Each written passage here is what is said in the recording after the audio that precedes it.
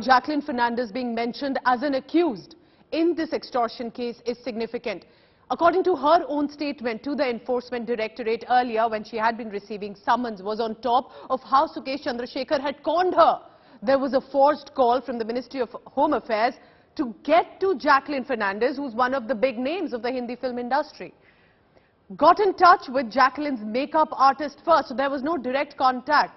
It did come slowly and steadily. Then what happens? There is a fund transfer that takes place to actor's sister's account. Again, nothing direct, nothing specific. She has not yet realized that this man, a billionaire, is actually a con man. He then claims to the actor that he's the owner of a Sun TV. Sun TV is a popular channel down south. Then he tells the actor that he belonged to J. Jayalalitha's family. Remember, a former chief minister of the state of Tamil Nadu, and then for him to say that he was actually a close relative, in basically telling the actor that he comes from a high-profile family, has high-profile connections, and that led her to be in touch with him. Munish Pandey now joins me. He closely tracks the Enforcement Directorate. Munish, from all the conversations that we've had with you, the updates that you've been sending, Jacqueline Fernandez was never really being seen as an accused, as a witness, likely even a victim.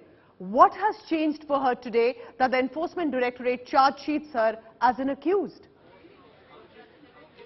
Well, Pooja, there is a very interesting journey from Jacqueline Fernandez being a witness in the case to becoming accused in the case. And remember, on August 31st last year, when she was questioned by the Enforcement Directorate for the first time in this case, she told the ED officials that she is a victim in this case. She has been conned by Sukesh Chandrashekhar, and she pleaded innocence at that point of time. Even the officials, I remember speaking to ED officials that why Jacqueline was questioned on that particular day. The ED officials told me that she is a witness in the case. They are probing Sukesh Chandrashekhar's extortion racket. But later on, ED recorded a statement of several people, including a person called Irani. Now that person is an associate of Sukesh Chandrashekhar.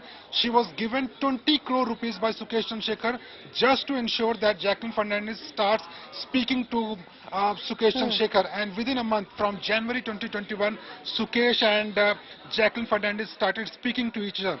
But later, when Jacqueline was called by the Enforcement Directorate, she was confronted by the statements of the witnesses in the case, and the most important part, when she was confronted with Sukesh Chandrashekhar, when Sukesh was in ED custody, that point of time ED got their suspicion that Jacqueline was indeed aware about the criminal activities of Sukesh Chandrashekhar. Later she appeared before the ED officials twice.